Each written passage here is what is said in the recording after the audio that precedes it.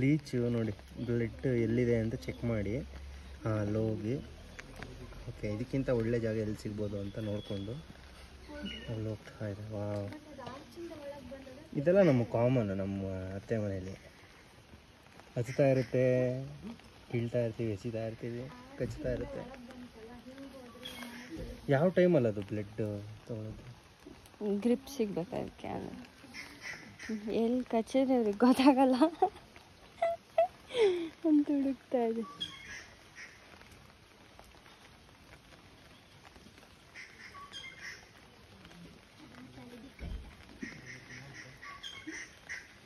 ಎಲ್ಲಿ ಬ್ಲಡ್ ಚೆನ್ನಾಗಿದೆ, ಡ್ರೈ ಇದ್ರೆ ಅದಕ್ಕೆ ಗ್ರಿಪ್ ಸಿಗಲ್ಲ.